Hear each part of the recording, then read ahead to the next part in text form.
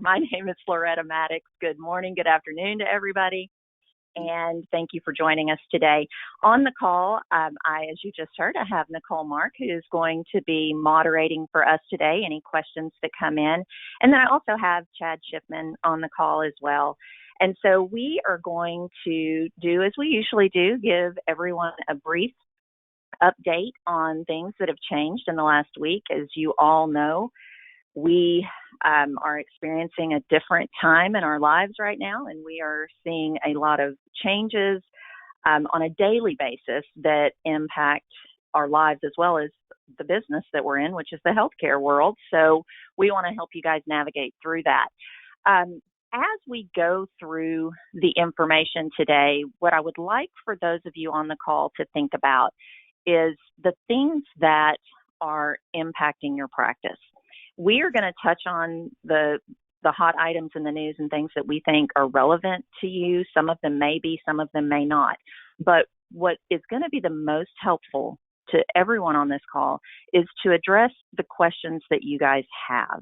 So if you do have questions, please go ahead and type those in. Nicole is ready for those questions. She is going to be gathering those for us.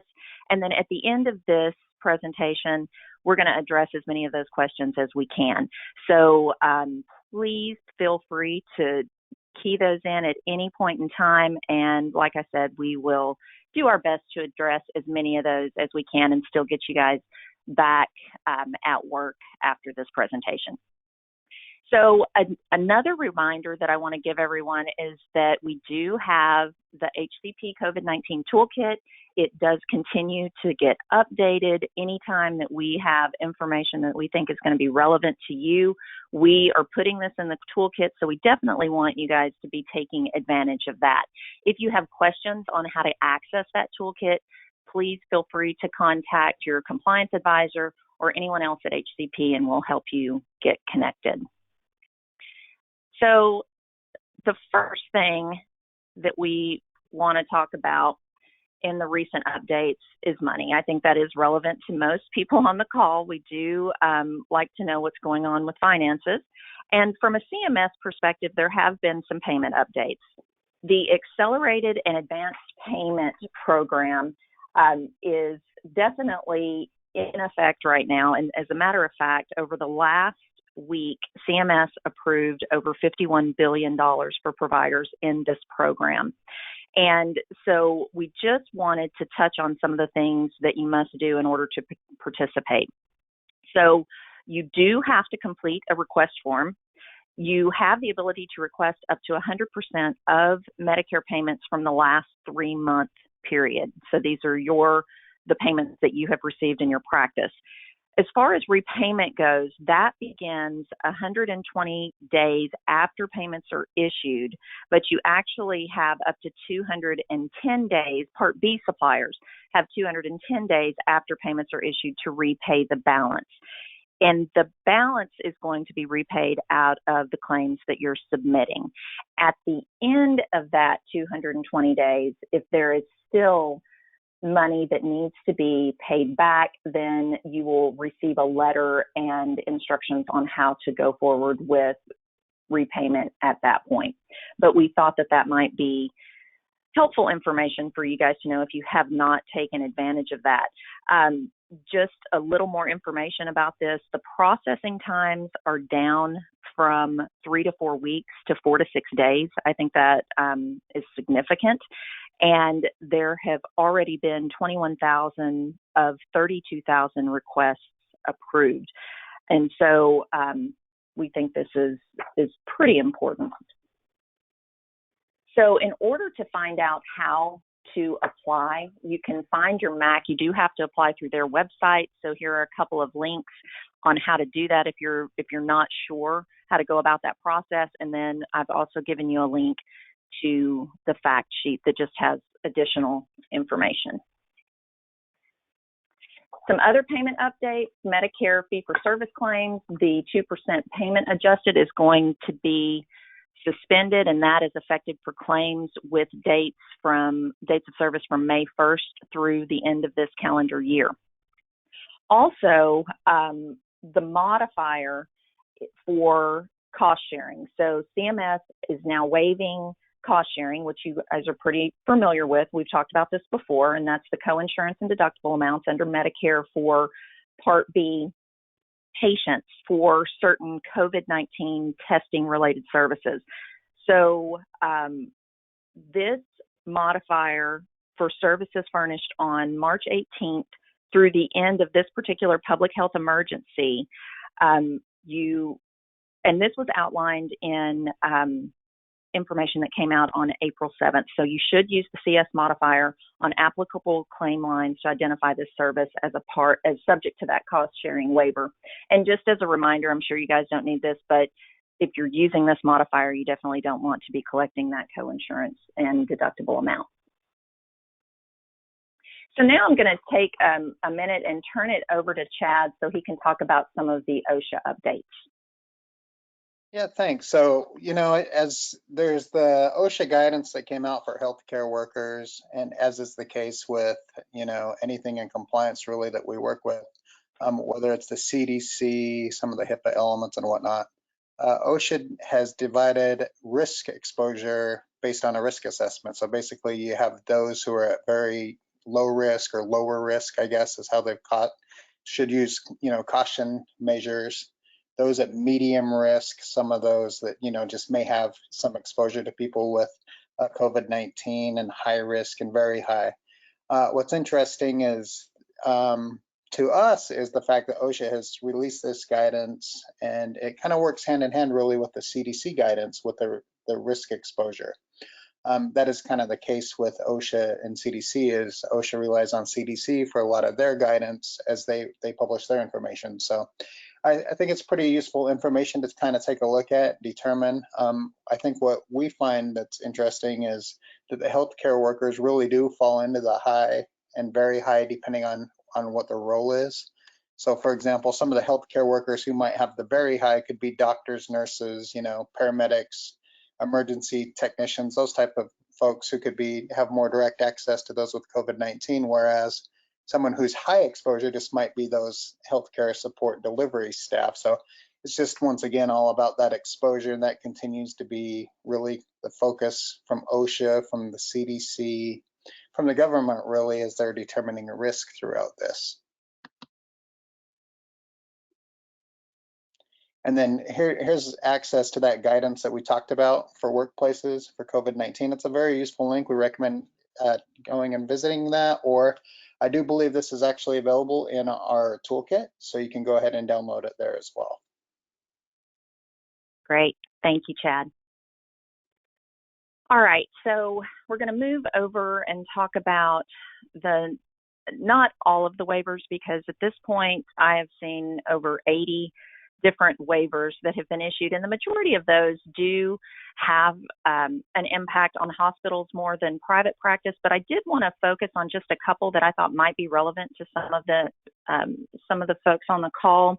From a medical staff perspective, if you have physicians that are on staff at hospitals, this waiver allows physicians who are maybe nearing their privileges being expiring to continue practicing without having to worry about getting that taken care of. Also, new physicians, if you have anybody that's joined the practice and you're in the process of trying to get them on staff, those new physicians should be able to practice before a full review and approval.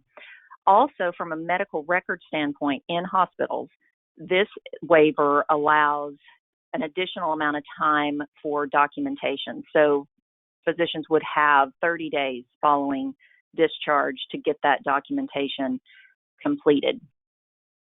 In addition to those waivers, provider enrollment, there are some significant changes here. So Medicare is going to be providing temporary privileges for providers and suppliers that are establishing isolation facilities. They are not going to be focused on revalidation actions at this point. They're going to postpone those. They are going to expedite any pending or new applications. And this is something else. For those of you who are providing telehealth services that are being provided in the provider's home, you can continue to bill from whatever current enrolled location, so you don't have to worry about changing that location to the provider's home. And then anyone that has opted out of the program or terminated, they can, or that opt-out status can be terminated in order to allow more providers to provide services and receive reimbursement. So in addition to the waivers that came out, or the information that has come out over the last week, there was also a Dear Clinician letter that was issued, and this information focused more on physicians and providers on the outpatient side, but also from a supervision standpoint. So I'm not going to read through all of this information. You guys all have it here, but basically, these are waivers that are easing that general supervision requirement, and this is to allow more non-physician practitioners to be providing services, and it's also focused on temporarily waiving the requirement that physicians and non-physician practitioners be licensed in the state where they're providing services, and that has to do with a multitude of things, not just from a telehealth standpoint, but also from a physical standpoint. But one thing that I do want to point out with that is that it is waiving it from the federal standpoint, but you do still need to check with your state requirements and make sure that there are waivers in place there as well. All right, so we're going to move on to our OCR updates, and just a couple of things that I wanted to point out here. There was a resolution with the state of Alabama over some discriminatory ventilator triaging guidelines.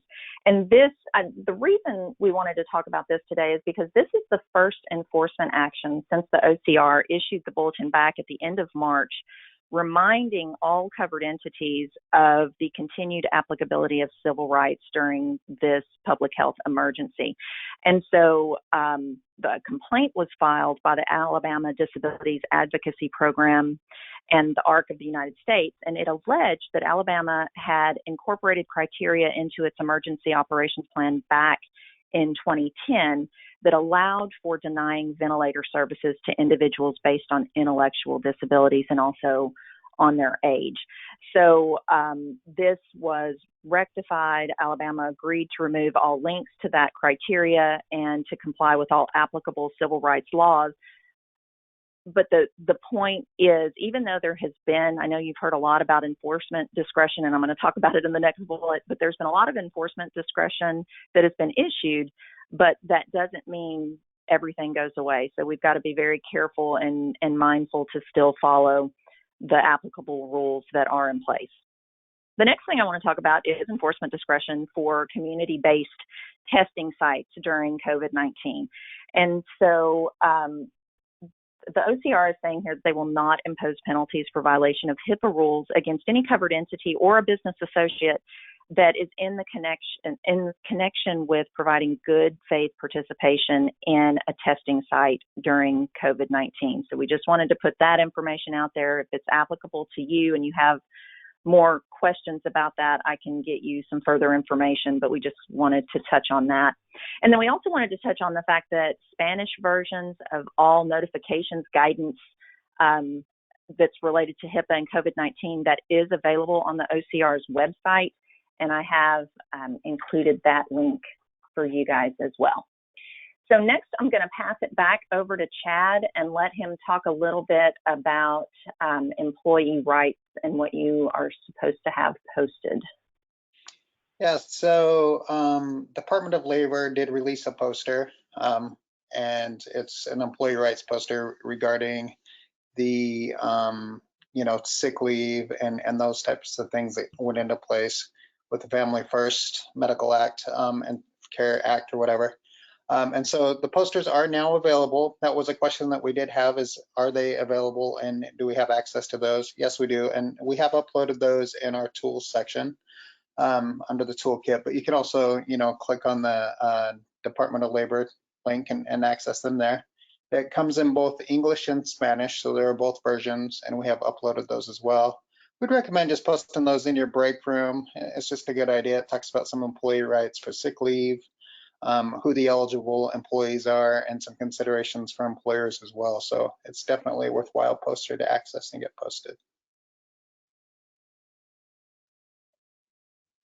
And then we also wanted to talk about, we like to follow this data here from Johns Hopkins, you know, and we follow from all the health departments as well. But what we thought was interesting with Johns Hopkins is they've updated their information to include the US map and some critical trends. That's kind of interesting data to go look at, to where you can look at some trends that are happening in your localities, and kind of see what's happening, and you know, the new cases that are happening daily and that types of thing. So we just wanted to share that with you as a resource to where you can keep track on it and see how you're really doing in your counties. One of the things we found with this is it seems to be updated real time, and so it's been a really good resource for us to get kind of a pulse on what's going on, and just one of those tools that we recommend keeping an eye on.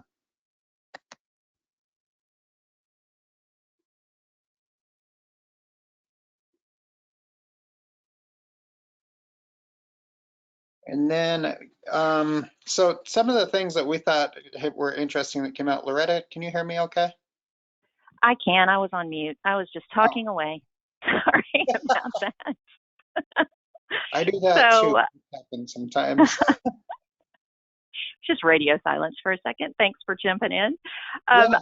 We do have a couple of other comments that we want to go over, but before we do that, I do want to remind everyone, if you have questions, please send them in. We are not, we want to be aware of your time and get you, you know, in and out and back to work, but we also want to answer those questions. So if you have questions, please send those in.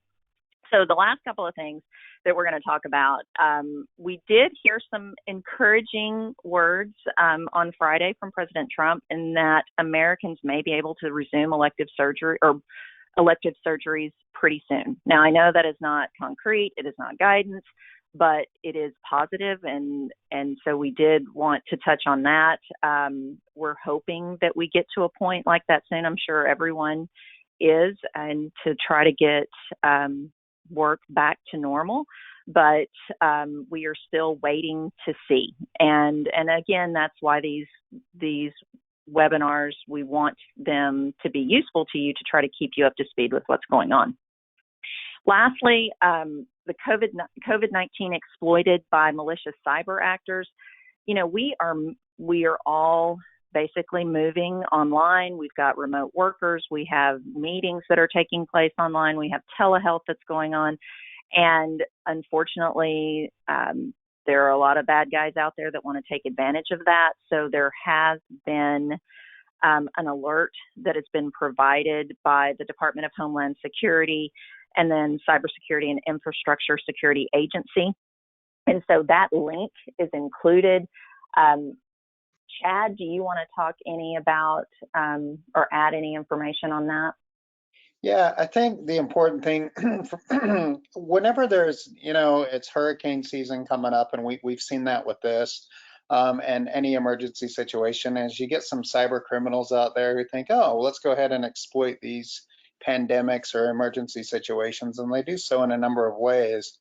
And the biggest concern that we're seeing right now are basically into 4 categories. And the first one is phishing. That continues to be a big problem that happens. They'll use subject line as COVID-19 or coronavirus as alert to try to get people to respond to some phishing attempts. Same with malware distribution. They're using COVID-19, coronavirus, and other such links to try to push out malware. So just be cognizant of those types of things. Some of the other things, new domain names that are popping up, make sure you're paying really close attention to those domain names before accessing a website, because there are some that you could click on and it actually would launch out, say, like a virus or something to that effect. And then, of course, there's attacks that are happening with remote access and telehealth infrastructure. So, you know how we've talked about some of those flexibilities, you still want to take a look at your security pieces in place for your remote strategies, just to make sure that you're buttoned down and preventing some of these types of attacks. So just wanted to make you aware of those. All that is available with the OCR's release on that. If you need any assistance knowing if measures are in place that are adequate to address that, please reach out to us. We're happy to help on that. Absolutely. All right. Well, we are ready for questions. So, Nicole, do you have some questions for us? Yes, I do. I've All got a right. couple here. Okay, Okay. so with the additional $600 for unemployment, some people may prefer to stay unemployed so they get paid for staying home. If we get the SBA loan and need to pull our whole workforce back in, how do we handle the employees claiming they don't feel safe with COVID and refusing to come back to work if they don't outright say they just want to stay on unemployment? Does that kind of make sense, Sarah? I'm trying to run through that. Okay. So this is a tough one. Yeah. And I don't know that I have the answer right off the top of my head for this one. This one, Chad, do you have any comments at this point? Well, and I think, it goes back, once again, it comes into that risk assessment category. Is this employee, what is their role? What can they do? Are there, like social distancing strategies and those types of things in place to where it could be safe for them to come in? So first of all, that's one thing that you'd have to look at is this employee really one of those essential employees that needs to come in? And then, what types of assurances can be in place to ease her mind or his mind or him or her to come in. But, those are some considerations. But as far as, how it applies from a monetary standpoint, I think we'll have to dive into that a little bit. I don't know that we've actually looked at that element. That's a great question. I would love to be able to follow up with a written response on that if that's okay. Great. Okay, I've got another one for you. HHS payments provided. How many providers are asking about the payment terms and conditions or a little confused about repayment? If a practice is providing telehealth service, but not necessarily treating every patient with COVID-19 DX codes, how will this affect them? Okay. So I'm thinking that we're talking about getting the accelerated or advanced payments.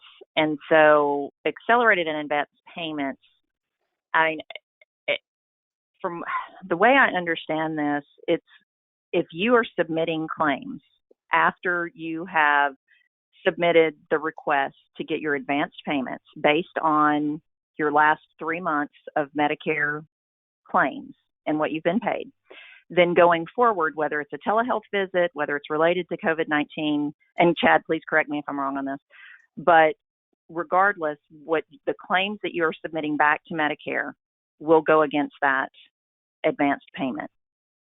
So I don't know that it is specific, that you have to stay specific to, because your telehealth services that you are providing can be provided for non-COVID-19 diagnosis codes.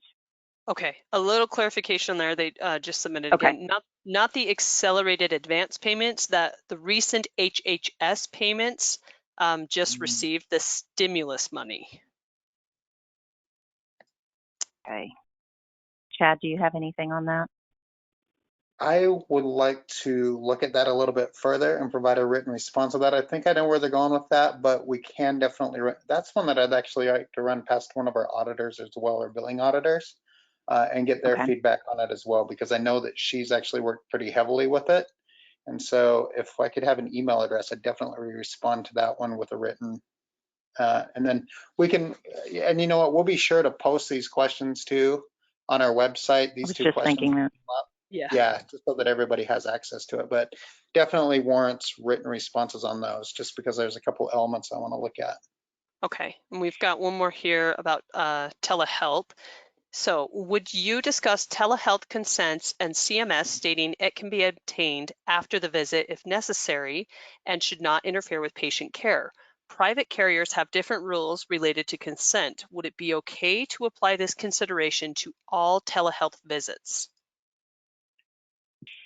I think just historically, and most of us who have been in healthcare for a long time, historically, their main private pay carriers have tended to follow what Medicare has done. Now, not always, but they have in the past historically.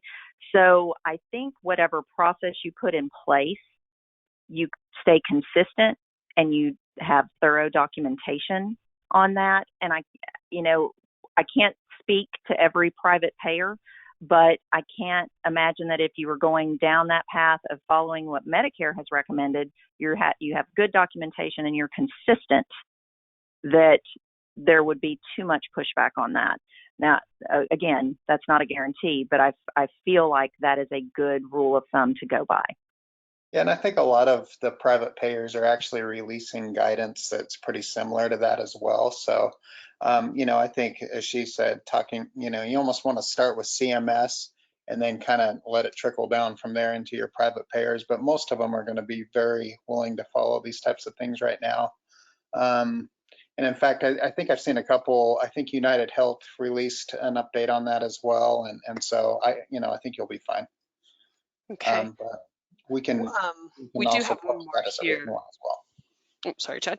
Oh, you're good. We do have one more here, and they said they are in orthopedics, and the AAOE gave them some information. It says, update, HHS has stated that specialists like orthopedics are eligible for receipt and use of these funds. The primary reason the department will require repayment would be from grave misuse of funds, illegal use of funds, or surprise billing. So hopefully that helps a little bit too. Yeah, for sure. Great. Thanks for sharing. Okay, that's our last one. Well, thank you for those of you who submitted questions. I do want to apologize that we couldn't give just very black and white, straightforward answers, but I think everyone understands that this is not black and white at all. And we do want to give you as much information as we can, and we will follow up on those. Again, I do want to remind everybody that we do have lots of resources available in the COVID-19 Toolkit. And you can also, reach out to us if you have additional questions. We do want to try to continue to navigate this for you so you can focus on other things. That's why we're here, and we definitely want you to continue to utilize the services that we provide. So thank you for joining us today, and we hope you have a great rest of your week. Take care.